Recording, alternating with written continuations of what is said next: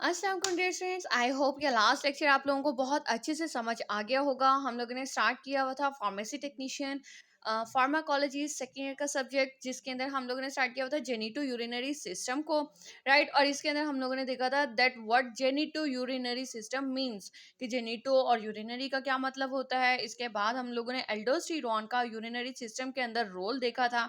फिर हम लोगों ने डायूरेटिक्स के बारे में पढ़ा कि डायूरेटिक्स क्या होती हैं, और इसके बाद हम लोगों ने नेफ्रॉन का हम लोगों ने स्ट्रक्चर देखा था कि नेफ्रॉन में कौन कौन से पार्ट्स होते हैं और हमारी ड्रग जो है वो कहाँ कहाँ पर जाकर एक्ट करती है।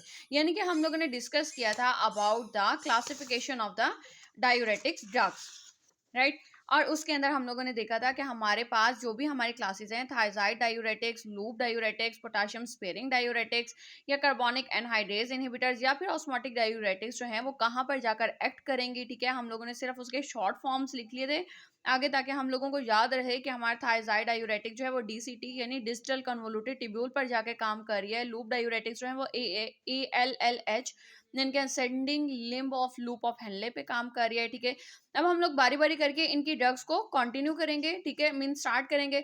आप लोग हम लोग आज जो पढ़ेंगे वो होगी थायजाइड डायूरेटिक्स का और लूप डायूरेटिक्स का, राइट।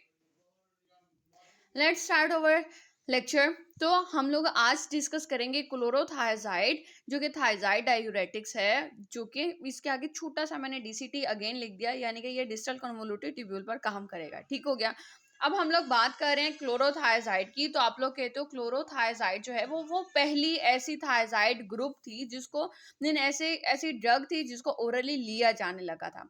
ठीक है, इसके अलावा हाइड्रोक्लोरोथायजाइड बात कर लेते हैं, या फिर दूसरी आप लोगों की थायजाइड्स आ जाती हैं, थायजाइड डायूरेटिक्स, जो कहते हैं ना इस्तेमाल होती थी। ठीक है, लेकिन इनके अंदर क्लोरोथायजाइड जो थी वो पहली ओरली एक्टिव थायजाइड ड्रग थी। ठीक है, इसके अलावा अगर फार्माकोकाइनेटिक्स की बात करें सिर्फ क्लोरोथायजाइड की, तो आप लोग कहते हो these drugs are effective orally. इनके जितने भी थायजाइड्स हैं वो इफेक्टिव ओरली हैं, और आप लोग कहते हो तकरीबन तकरीबन ये 60 to 70% जो है वो बायोअवेलेबिलिटी होती है, यानी कि आपके ब्लड में जाकर अवेलेबल होती हैं एक्शन दिखाने के लिए। लेकिन क्लोरोथायजाइड जो है वो एक ऐसी थायजाइड ग्रुप है, ऐसी ड्रग है जिसको हम लोग आईवी भी लेते हैं। और अगर हम लोग इसको आईवी लेते हैं, ठीक है, ये आईवी रूट से भी दी जाती है, और अगर हम लोग इसको आईवी लेते हैं तो इसकी जो बायोअवेलेबिलिटी है वो तकरीबन तकरीबन 15 to 30% होती है। ठीक है, यानी कि इसकी बायोअवेलेबिलिटी यानी कि ब्लड में जाकर हमें बहुत कम मिकदार इसकी मिलती है। ठीक हो गया। और अगर हम लोग इसकी हाफ लाइफ देखें क्लोरोथायजाइड की, तो इसकी 40 आवर्स है। ठीक हो गया।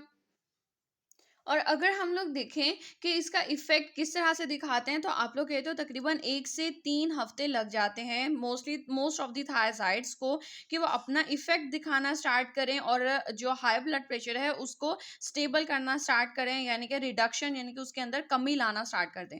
ठीक हो गया। अब अगर हम लोग फार्माकोडायनामिक्स की बात करते हैं, तो फार्माकोडायनामिक्स में उसका मैकेनिज्म ऑफ एक्शन के अंदर हम लोगों ने जैसे कि लास्ट टाइम पढ़ा था कि हम लोगों ने एक सेल ले लिया था। ठीक है, और सेल की ये हम लोगों ने सेल को इस तरह से इस रुख में रखा। ठीक है, जो कि जिसके अंदर वाली जो लेयर थी, मेम्ब्रेन थी, वो इसकी इंट्रासेलुलर मेम्ब्रेन है, और जबकि इसकी जो बाहर वाली मेम्ब्रेन है जो ल्यूमेन की तरफ है। ठीक है, यानी कि जिसे हम लोग कहते हैं कि बाहर यूरिन में चला जाएगा, जो मेन आप लोगों का पार्ट होगा। तो आप लोग कहते हो कि जो आप लोगों के सेल के इस तरफ वाली मेम्ब्रेन है, इसको आप लोग एक्स्ट्रा सेलुलर मेम्ब्रेन और बेजोलेटरल मेम्ब्रेन का नाम देते हो, और इस तरफ वाली मेम्ब्रेन को इंट्रासेलुलर या फिर एपिकल मेम्ब्रेन का नाम देते हो, जैसा कि हम लोगों ने लास्ट टाइम इस लेक्चर के अंदर पढ़ा था। ठीक हो गया। अब आप लोग क्या बात कर रहे हो, आप लोग कहते हो कि आप लोगों की जो क्लोरोथायजाइड है वो कहाँ पर काम कर रही है, वो डिस्टल कन्वोल्यूटेड टिब्यूल के सेल्स पे काम कर रही है। ठीक है, और वो क्या करती है, सोडियम क्लोराइड जो अंदर की तरफ आ रहा है, ब्लड में आ रहा है, ठीक है, रीअब्जॉर्प्शन जो उसकी हो रही है उसको वो इनहिबिट कर देता है। ठीक है, ताकि आपका जो सोडियम है और जो क्लोरीन जो क्लोराइड आइंस हैं वो आप लोगों के ल्यूमेन में ही रहें और यूरिन के जरिए वो एक्सक्रीट आउट हो जाए। ठीक हो गया। इसके साथ साथ ये क्या करता है, ये कैल्शियम को रीअब्जॉर्प्शन होने में मदद देता है, जिसकी वजह से कैल्शियम की रिटेंशन हो जाती है, बॉडी में रह जाता है। ठीक है, उसकी एब्जॉर्प्शन नहीं होती। एक्चुअली ये क्या कर रहा होता है, it helps the parathyroid hormones which regulate the reabsorption of the calcium. ठीक है, ये एक्चुअली जो है पैराथायरॉयड हार्मोन्स को ये हेल्प आउट कर रहा होता है, ताकि ये कैल्शियम जो है इसकी रीएब्जॉर्प्शन होती रहे, ये ब्लड में रह जाए, ठीक है। और जो है आप लोगों का सोडियम और क्लोराइड आयन चैनल जो है उनको ये इनहिबिट कर देता है, ताकि ये रीअब्जॉर्ब ना हो और ये आप लोगों के लोमेन में ही पड़े रहे और यहाँ से फिर वो यूरिन के जरिए एक्सक्रीट आउट हो जाए। अब अगर आप लोग इसको लिखना चाहो तो आप लोग इसको आसानी से लिख सकते हो that they inhibit sodium reabsorption in DCT. Short form में लिखे, आप लोग शॉर्ट फॉर्म में नहीं लिखोगे, पूरा पूरा लिखोगे दैट कि आप लोगों का जो सोडियम रीअब्जॉर्प्शन है उसको ये रोक देता है क्लोरोथायाजाइड कहाँ पर, डिस्टल कन्वोलुटेड टिब्यूल में, ठीक हो गया। थर्स डिक्रीज्ड सोडियम रीअब्जॉर्प्शन, जिसकी वजह से सोडियम रीअब्जॉर्प्शन जो है वो रुक जाएगी by increasing concentration of urine, urine की मिकदार बढ़ने के साथ साथ, ठीक हो गया। अब अगर हम लोग इसके थेराप्यूटिक एक्शंस चाहें तो आप लोग लिख सकते हो, चाहो तो नहीं लिखो, ठीक है। थेराप्यूटिक एक्शन जो है वो मीन ऑप्शनल ही समझो आप लोगों की बुक के अंदर मेंशन नहीं है, लिखना चाहते हो तो आप लोग जैसे कि बाकी पढ़ चुके हो तो आप लोग लिख सकते हो that increased excretion of sodium and chloride ions through urine, ठीक हो गया। पहला वही वाला आपने एक्शन लिख दिया। दूसरा एक्शन क्या होता है, डिक्रीज्ड एक्सक्रीशन, यानी कि कम कर देता है बाहर निकलना आपके कैल्शियम आयंस को बाय प्रोमोटिंग इट्स रीअब्जॉर्प्शन, उसकी रीअब्जॉर्प्शन को इंक्रीज करके, ठीक है, रीअब्जॉर्प्शन को बढ़ा देता है और उसको एक्सक्रीट आउट होने से रोक लेता है, कम कर देता है, जबकि इनकी एक्सक्रीशन को बढ़ा देता है। तीसरा इसका थेराप्यूटिक एक्शन क्या होता है कि it reduced peripheral vascular resistance, ये जैसा कि सोडियम आयंस को बाहर निकाल देगा, ठीक है, तो क्या होगा कि हमारी जो पेरिफेरल वेस्कुलर रेजिस्टेंस है ये कम हो जाएगी, जिसकी वजह से हमारा कार्डियक आउटपुट जो है वो भी डिक्रीज हो जाएगा, ठीक हो गया। फिर अब हम लोग इन्हीं तीनों से ही अपने इसको थेराप्यूटिक यूजेस को लिख सकते हैं that it is used in the hypertension, it is used in the hypocalciuria, ठीक है। जब अगर कभी हाइपोकैल्सियूरिया हुआ हो यानी कि कैल्शियम की कंसंट्रेशन कम हुई भी हो तो हम लोग ये इसको इस्तेमाल करें तो कैल्शियम की ये रिटेंशन कर देगा, बॉडी में रह जाएगा, ठीक हो गया।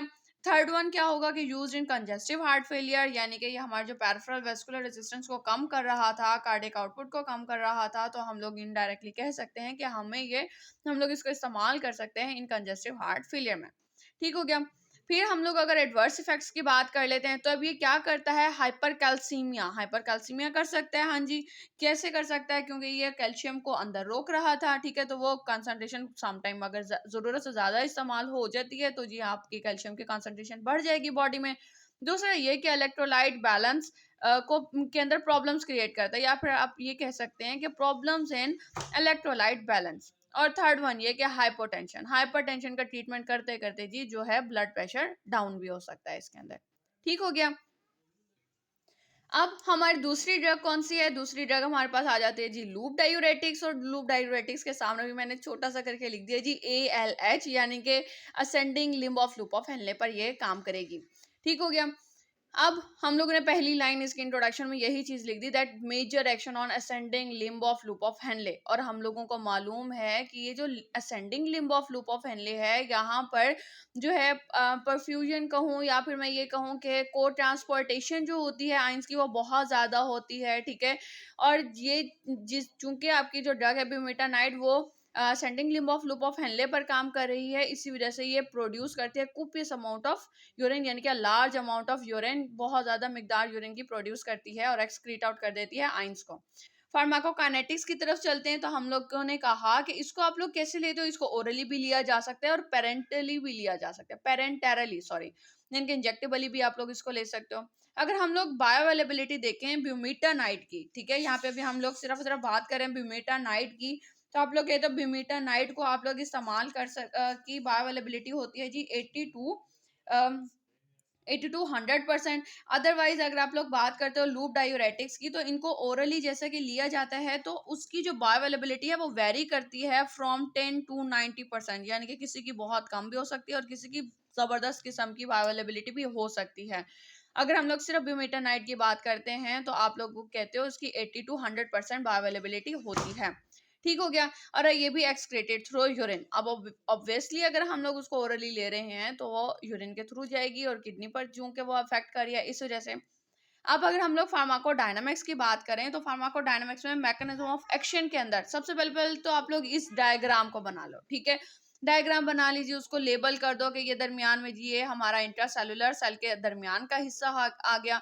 ये आप लोगों की आ गई जी एक्स्ट्रा सेलुलर, जो ल्यूमेन यानी यूरिन के थ्रू जो एक्सक्रीट आउट होना है, ये वाली दीवार हमारी एक्स्ट्रा सेलुलर है और ये वाली दीवार हमारी इंट्रासेलुलर है। और इंट्रासेलुलर को हम लोग दोबारा से बता रहे हैं कि एपिकल मेम्ब्रेन कहते हैं और एक्स्ट्रा सेलुलर को हम लोग बेसोलेटरल कहते हैं, राइट। और अब हम लोगों ने क्या कहा कि ये ALLH है, तो यहाँ पर आप लोग मेंशन कर दोगे that ascending limb of loop of Henley. ठीक हो गया, ये वहां की हम लोग ये दरमियान का सेल हम लोगों ने उठा के और उसका हम लोग काम कर रहे हैं। अब ये क्या करता है, ये सोडियम पोटाशियम और क्लोराइड आइंस, दो क्लोराइड आइंस जो हैं, ठीक है, ये इनके को ट्रांसपोर्टेशन को यानी कि इनके अंदर रीअब्जॉर्ब होने को रोक देगा, ठीक है, और कैल्शियम की एब्जॉर्प्शन को रीअब्जॉर्प्शन को प्रमोट करेगा। ठीक हो गया।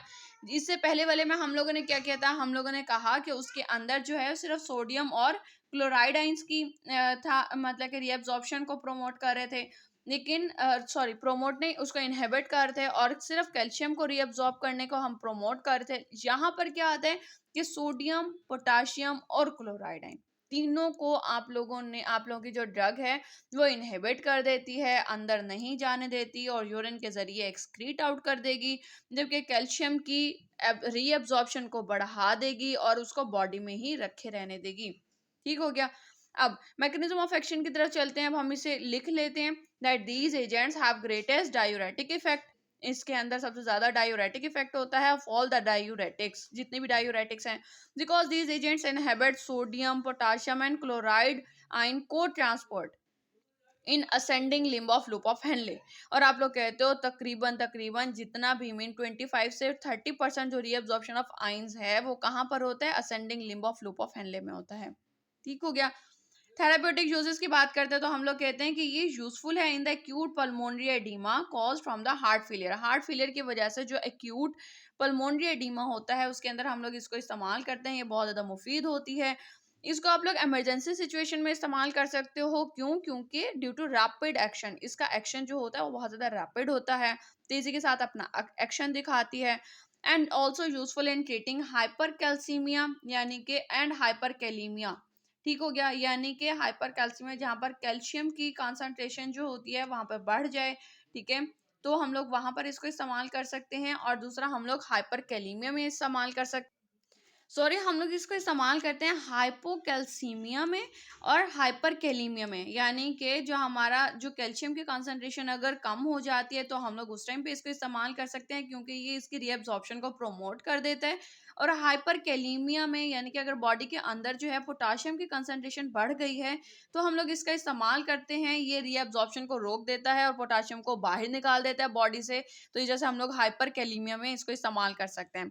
अब अगर हम लोग इसके एडवर्स इफेक्ट्स की बात करें तो वही बात आ जाती है जैसे हम लोग हाइपरटेंशन में इस्तेमाल करते हैं, तो करते करते ये हाइपोटेंशन कॉज कर सकता है और हाइपोकैलीमिया भी हो सकता है, ये इसके मुज़र असरात में आ जाता है कि जी हाँ जी हाइपरकैलीमिया का इलाज करते करते जी हाइपोकैलीमिया कर दिया। और ये हाइपोमैग्नीसीमिया और ऑटोटॉक्सिसिटी यानी कि आइस के लिए भी ये मुज़र हो सकती है। ठीक हो गया। आज हम लोगों ने सिर्फ 2 ड्रग्स पढ़नी थी, थायज़ाइड डायूरेटिक्स, दूसरा लूप डायूरेटिक्स। नेक्स्ट टाइम हम लोग इंशाल्लाह इसकी बाकी तीनों ड्रग्स को कंप्लीट करेंगे। आई होप कि आज की दोनों ड्रग्स आप लोगों को इजीली समझ में आ गई होंगी। अगर आप लोग इतना याद रखोगे ये ALH पे काम करती है और आप लोगों की जो थायज़ाइड डायूरेटिक है वो DCT पर काम करती है, ठीक है, तो बाकी सारी चीज़ें जो हैं वो ऑलमोस्ट ऑलमोस्ट सेम हो जाती हैं। उनके यूजेस या फिर उनके मीन थेरापेटिक यूजेस आ जाते हैं या एडवर्स इफेक्ट्स आ जाते हैं, उनके ऑलमोस्ट सेम ही होते हैं। इकट्ठा रखकर इनको टेबल बना के याद करो, बहुत अच्छे से याद हो जाएगा। अगर आप लोगों को कोई भी क्वेश्चन हो, कुछ ना समझ में आए तो आप कमेंट सेक्शन में क्वेश्चन कर सकते हैं। अब तक के लिए इतना ही। Thank you so much. अल्लाह हाफिज।